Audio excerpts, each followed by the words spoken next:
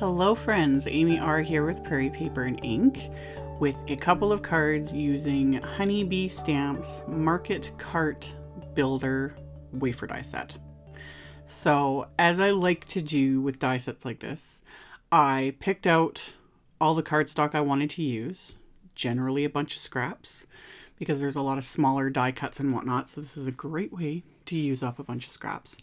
And I trim them down for each die or die, like set of dies, depending on what I was, die cutting. And because I have a Spellbinders platinum machine with the big, like 6x9 cutting plates, or 9x12, however, they're big. Yeah, they're 9x12. I was able to die cut everything from this die set in one pass. And since I was doing it, I did two. So once they're all die cut, it looks like this. Just simple. But you want to take it from this to this. So to get it more dimensional, some more color, some more detail, super, super easy. The first option is really cute too, because this is a really cute die set. It's got the emboss lines, all the things. You could just adhere it all together and call it a day. It's great. But simple little things to add to it.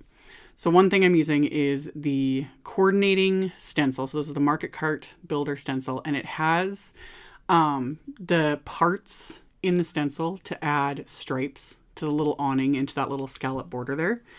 And this is definitely one of those things too where you could just die cut it from white and then do like multicolored stripes, because there's actually two portions of the stencil, so you can do the different stripes. There is little etch lines. I don't know if you can see it on screen, but there's little etch lines to make it even easier to like line everything up. But I die cut it from pink cardstock, and then I'm just using different distress inks and a blending brush. Really, really simple. So I use the stencil for the little awning and whatnot, and then everything else I'm just blending with distress inks and a blending brush. Again, it just gives it that dimension. It's just an easy way to kind of take it up a notch when you're doing like builder die sets like this, or a die cut heavy card where you're not doing any stamping, etc. Adding a bit of ink blending, that sort of a thing. You could also use markers instead. Just anything like that to add that little bit of dimension makes a huge difference. So I did the same thing with like the cart base. I used some post-it tape just to mask off like the handle and the little base sort of leg. And then the part along the top there, I didn't mask it off because it's going to get adhered over with the little awning anyway, so it doesn't matter.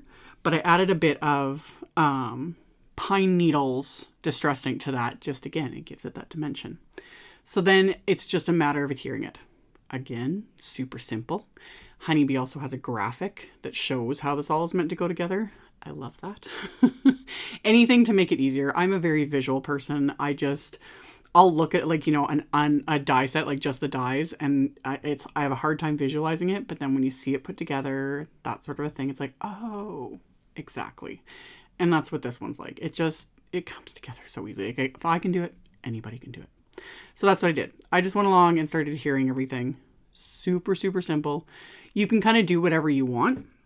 How you decide to adhere it, you can choose which ones are the little florals to use. You can build them up even more if you wanted, do double layers or put little like foam squares behind them. Anything. Like, the sky's the limit. I kept everything pretty simple, other than the ink blending, and then I adhered it all with just dabs of Honeybee's precision glue. Like the wheel spokes, that wafer die I die cut from some silver metallic like foil cardstock. So you've got that nice little bit of shine. And then after everything was adhered, like I said, you could leave it here, but I wanted to, add that little bit of extra dimension. So I just took Copic markers. And again, I'm not sure if you can see it on screen, but there's little embossed lines on the flowers, like little squiggles and whatnot, and the centers are embossed. So you can see where they are. So I just followed that with my Copic markers, and I added, centers to the flowers, and then kind of followed the squiggles. And then that's it. Simple. As always, you could end there. I'm going to add some splatter. I don't know. I had it in my head. I was like, it needs splatter. So I took a little bit of just white gouache, put it in my little palette, watered it down a bit to get it a bit more liquidy, and then I just splattered it. Now, if you're not comfortable with splatter, another option to add a little more like dimension and whatnot is to just take a like white gel pen, and you could add some little highlights here and there, some little dots here and there, like little dots to the flowers, little highlights to, you know, the awning, etc. That would look really, really cute, and that definitely gives you a lot more control. But anyone who knows me and watches my videos knows I love splatter. I love it. And I feel like I haven't done it in a while, so this just had to get splattered. It's like I needed my fix. So anyhow, splattered it, let it dry. And then for my sentiments, I actually pulled out this older honeybee die cut set. This is the Bloom die cut. It goes perfectly, of course. And I die cut the word 3 times from white cardstock, and I'm stacking them together with the precision glue. And then I cut out the first outline from vellum. I'm not going to use the wider outline for this.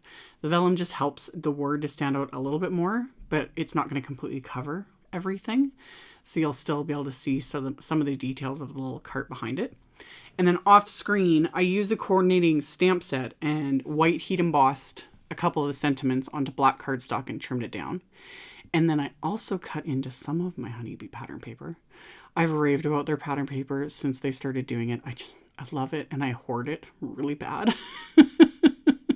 Like I love it so much. The colors and the designs are fabulous, and I have a really hard time using it.